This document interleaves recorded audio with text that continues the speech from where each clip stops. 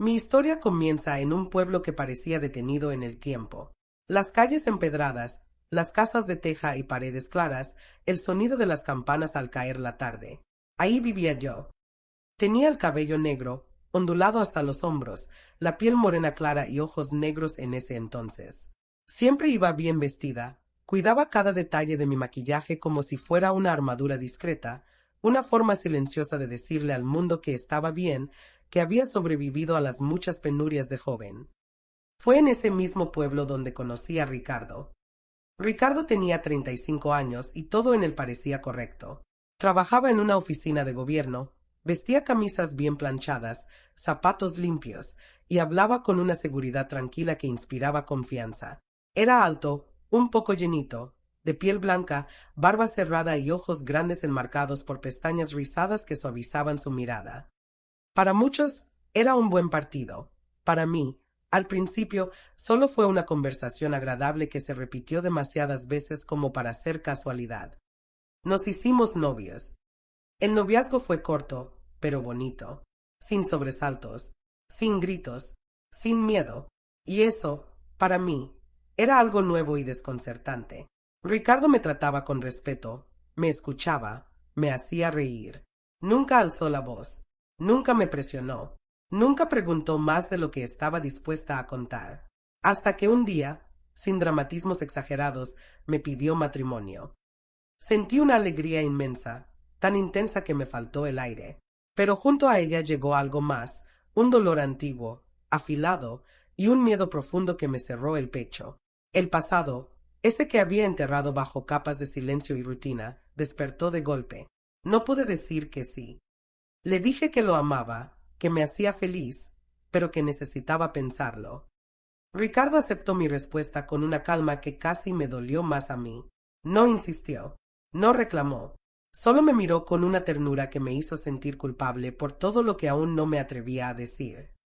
Pasaron los días y entendí que no podía seguir huyendo. Si quería un futuro, tendría que abrir la puerta de mi historia. Una noche, con la voz temblorosa, decidí contarle la verdad. Le dije que no había nacido en México. Nací en un país donde la ley no existe, donde la violencia manda y las mujeres son poco más que objetos desechables.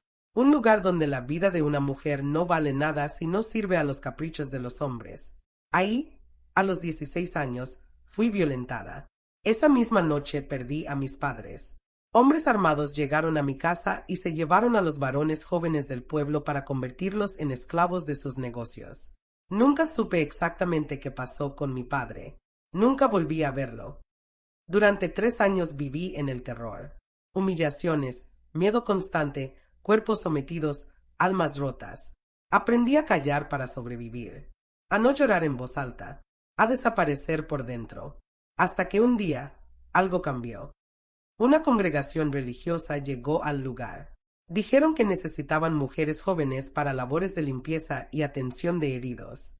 Pagaron una gran suma de dinero por 5 de nosotras. Yo fui una de las elegidas. No fue un rescate heroico, fue una transacción, pero para mí fue libertad.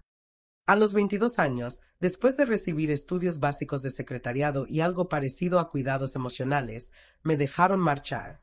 Me dijeron que ahora mi vida me pertenecía, que podía ir a donde quisiera. Elegí México. Me establecí en un pueblo hermoso del centro del país, uno donde nadie hacía demasiadas preguntas, donde el pasado no era un requisito para empezar de nuevo. Aquí aprendí a vivir sin mirar constantemente por encima del hombro. Aquí, 6 años después, te conocí. A Ricardo no le importó mi pasado. No dudó ni un segundo. Me dijo que todos merecemos volver a empezar, que ya era hora de que los dos encontráramos la felicidad y construyéramos un futuro juntos. Lloré como no lo hacía desde hacía años, de alegría, de alivio, de gratitud. Acepté. Nos casamos pocos meses después. Compramos una casa pequeña en el pueblo, sencilla pero luminosa. Ricardo tenía un buen trabajo y relaciones con gente importante. Todos lo respetaban, todos lo saludaban. Yo empecé a creer, de verdad, que el horror había quedado atrás. Un año después nació nuestro hijo, y durante 5 meses viví la felicidad más pura que jamás había conocido.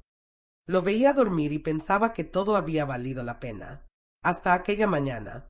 Volví del mercado con las manos ocupadas y el corazón ligero. Entré a la habitación y me acerqué a la cuna. Vi su cuerpecito cubierto con la cobijita. Sonreí. La levanté. El mundo se detuvo. Mi hijo no estaba ahí. En su lugar había un grotesco muñeco de paja, tosco, horrible, mirándome con ojos que no existían. Grité. Corrí por la casa llamando a Ricardo, con el nombre de mi hijo deshaciéndose en mi boca. Nadie respondió. El armario estaba vacío. No había ropa, ni zapatos, ni rastros de él. Ricardo y mi hijo habían desaparecido. Llamé a la policía. Busqué. Pregunté. Grité hasta quedarme sin voz. Los días se volvieron una pesadilla interminable. No sabía qué pensar. Los habían secuestrado. Había huido. Me había abandonado llevándose a nuestro hijo. Nadie sabía nada. Viví así durante meses, suspendida entre la esperanza y la locura. Un año después, alguien me dijo que Ricardo se había ido a Estados Unidos, que lo había planeado desde hacía tiempo. Sentí que el suelo se abría bajo mis pies. No entendía nada. Me sentía traicionada, herida, sola. Pero había algo más fuerte que el dolor, la certeza de que mi hijo estaba vivo y lejos de mí. Decidí ir por él. Solicité la visa una y otra vez. Me la negaban. Insistí. Volví a intentarlo. Hasta que, finalmente, me la concedieron y comencé la búsqueda de mi hijo. Ese día supe que mi búsqueda apenas comenzaba. Llegar a Estados Unidos me costó todo. Vendí lo poco que tenía. Gasté mis ahorros. Acepté ayuda que nunca quise pedir. Lo hice por mi hijo, ese niño que había dejado de ser un bebé sin que yo pudiera verlo crecer. Tenía 5 meses cuando desapareció. En realidad, no lo conocía, pero era mío. Llevaba conmigo la dirección de Ricardo como si fuera un talismán. Una mañana reuní valor y me presenté ahí. Abrió la puerta a una mujer. Me presenté con voz firme. Dije que era la esposa de Ricardo. Su rostro cambió al instante. Sorpresa primero, luego odio. No dijo una sola palabra. Me cerró la puerta en la cara y no volvió a salir. Me quedé unos segundos inmóvil, con el corazón golpeándome el pecho. Después regresé al carro prestado que había estacionado a unos metros y tomé camino hacia la casa de unos amigos donde me hospedaba. En el primer semáforo en rojo sentí el impacto. Fue un golpe brutal. El mundo giró. El dolor me atravesó el cuello y la columna como un rayo. No fue un accidente. Lo supe incluso antes de perder la conciencia. Alcancé a ver el auto que me había embestido. Era ella. Desperté días después en un hospital, conectada a máquinas, con el cuerpo roto y el alma aún más. Los médicos hablaron de daños considerables, de reposo. Yo solo pensaba en una cosa. ¿Qué estaba pasando con Ricardo? ¿Quién era esa mujer? ¿Y dónde estaba mi hijo? El misterio no solo seguía vivo. Ahora también quería silenciarme. La verdad llegó despacio, como llegan las cosas que duelen más, a pedazos. Mientras me recuperaba en el hospital, un agente consular y después la policía comenzaron a hacer preguntas. Yo no tenía fuerzas, pero tenía nombres, direcciones y una historia que ya no pensaba callar. Fue así como supe quién había sido realmente Ricardo. Nunca fue el hombre responsable que decía ser. En el pueblo había pedido dinero prestado a hombres peligrosos. Nunca supe que Ricardo tuviera problemas de dinero. Él tenía un buen trabajo, bien pagado, o eso me decía. Cuando las deudas crecieron y las amenazas aparecieron, decidió huir. El muy cobarde me dejó a mi suerte. Estados Unidos no fue una oportunidad, fue su escondite. Allá se volvió a casar, olvidó el amor que decía tenerme. Bigamia. Así, con esa palabra fría supe que mi matrimonio había sido borrado como si nunca hubiera existido. La mujer que me cerró la puerta no era una desconocida, era su nueva esposa, una mujer que sabía de mí, que aceptó la mentira y que ayudó a sostenerla. Juntos criaron a mi hijo. Le dijeron que su madre lo había abandonado, que no merecía ser recordada. Le envenenaron el alma.